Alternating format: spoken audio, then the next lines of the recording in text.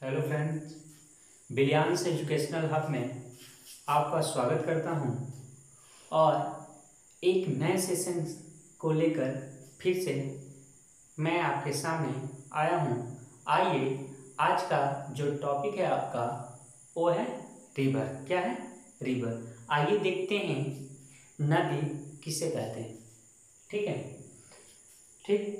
और नदी के टाइप्स देखते हैं। आइए देखते हैं रिवर या नदी। सिंधु और उसकी सहायक नदी। सिंधु और उसके सहायक नदी। तो उससे पहले इस डायग्राम को देखते हैं। इसमें दिखाया गया है या डिनोट किया गया है आपका पहला, आपका जो इंडिया का मैप है, दिखाई दे रहा है। इंडिया का जो मैप है वहां पे सिंधु 1 नंबर पे डिनोट किए हैं और 2 नंबर में आपके डिनोट किए हैं आपका कौन सा? झेलम। और 3 नंबर में चिनाब और 4 नंबर में आपका रावी नदी और 5 नंबर में ब्यास नदी और 6 नंबर में सतलज नदी और 7 नंबर में श्योक नदी और 8 नंबर में आपका गिलगिट नदी और 9th नंबर में काबुल, 9th नंबर में काबुल और 10 नंबर में कुर्रम और आपका 11 नंबर में गोमल है। ठीक है, तो आइए हम लोग पहले विस्तृत में आपका हम लोग देखते हैं क्या सिंधु के बारे में, सिंधु नदी के बारे में।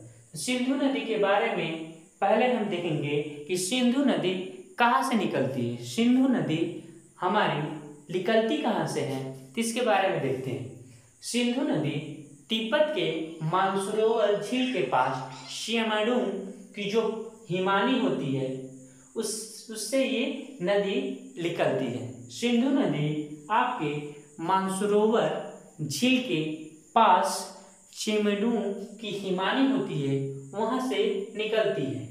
ये नदी चीन और भारत और पाकिस्तान में आपकी बहती है। ठीक है, फिर से देखते हैं सिंधु नदी के बारे में। सिंधु नदी आपकी मानसरोवर जो तिब्बत में पड़ता है, मानसरोवर झील के पास चेमेडुंग की जो हिमानी होती है उससे ये नदी निकलती है। और बता दें आपको कि ये चीन, भारत और पाकिस्तान से होकर बहती है। 2 नंबर में है आपका झेलम नदी। देखते हैं झेलम नदी कहाँ से निकलती है और कहाँ तक जाती है। ये नदी जम्मू कश्मीर में वेरिनाग झील से निकलकर, ये नदी जम्मू कश्मीर से वेरिनाग झील से निकलती है। कहाँ से निकलती है? वेरिनाग झील से निकलती है। ये नदी जम्मू कश्मीर में वुल्लर झील से होकर बहती है। ये जो झेलम नदी है आपका जम्मू कश्मीर में वुल्लर झील से होकर बहती है। वुल्लर झील से होकर बहती है। ये भारत और पाकिस्तान के साथ प्राकृतिक झील बनाती है। जो आपकी झेलम नदी है, भारत और पाकिस्तान के साथ प्राकृतिक झील बनाती है। क्या बनाती है? प्राकृतिक झील बनाती है। ठीक है, आइए हम लोग 3 नंबर में देखते हैं चेनाब नदी। ये नदी हिमाचल प्रदेश में, चेनाब नदी हिमाचल प्रदेश में बाड़ा लच्चा दर्रा से होकर निकलती है। क्या? बाड़ा लच्चा दर्रा से होकर निकलती है। ये आयतन की दृष्टि से, आपका वॉल्यूम की दृष्टि से ये सिंधु नदी की सबसे बड़ी नदी है। ये आयतन की दृष्टि से सिंधु नदी की सबसे बड़ी नदी है। सिंधु नदी से भी ये बड़ी नदी है। कौन सी? चेनाब नदी। फिर से देखते हैं, ये हिमाचल प्रदेश के बाड़ा लच्चा दर्रा से होकर निकलती है। क्या आपकी? बाड़ा लच्चा दर्रा से होकर निकलती है ये। ठीक है, और ये आयतन की दृष्टि से ये सिंधु की सबसे बड़ी नदी है, सिंधु की सबसे बड़ी नदी है। ठीक है, इसे चिनाब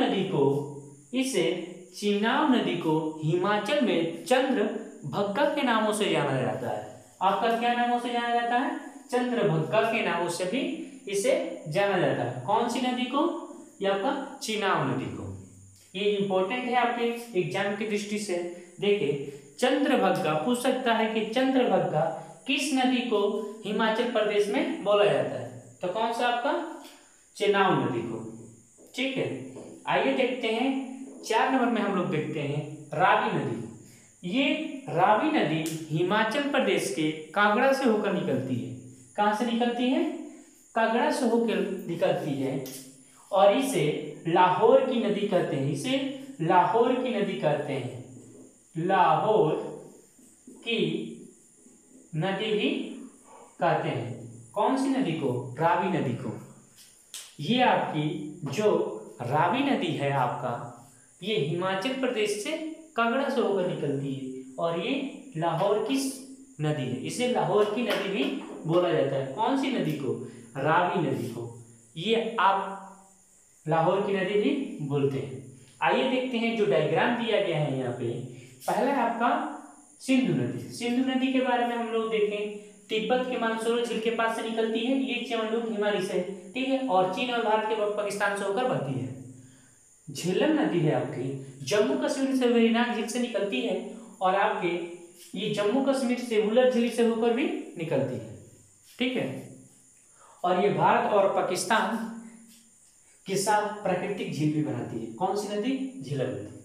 और आपका 3 नंबर में थी चिनाब नदी। ये चिनाब नदी आपका बड़ा लच्छाधारा से होकर निकलती है और आयतन की दृष्टि से सिंधु की सबसे बड़ी नदी है।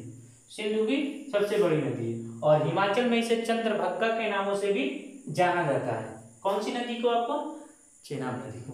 और रावी नदी है आपका, ये हिमाचल के कांगड़ा से निकलती है और इसे लाहौर की नदी भी बोला जाता है। ठीक है, समझ में आ रहा है? और इस डायग्राम के माध्यम से हम लोग देख रहे हैं कि जितनी भी नदी है 11 सफिशिएंट, 1 2 3 4 5 6 7 8 9 10। ठीक है, ये जितनी भी नदी हम दिखाए गए हैं डायग्राम में, इसे सब अरबियन सी में जाकर गिरती है। कहाँ पे? अरब सागर में। ठीक है, अरब सागर में जाकर गिरती है। और जो यहाँ से 1 2 3 4 5 सिंधु, झेलम, चिनाब, रावी, ब्यास, सतलज को हम लोग पंचनद भी कहते हैं। ये सिंधु, झेलम, चिनाब, रावी और ब्यास और सतलज को हम लोग पंचनद भी कहते हैं, यानी पंजाब की नदी भी बोला जाता है इसे। ठीक है, पंजाब की नदी भी बोला जाता है। सिंधु, झेलम, चिनाब, रावी, ब्यास, सतलज को हम लोग पंचनद या पंजाब की नदी भी बोलते हैं। ठीक है, तो आज के सेशन हम खत्म करते हैं और नेक्स्ट आपका 4 हो गया था, 5 से रेगुलर क्लास करेंगे। ठीक है, जय हिंद।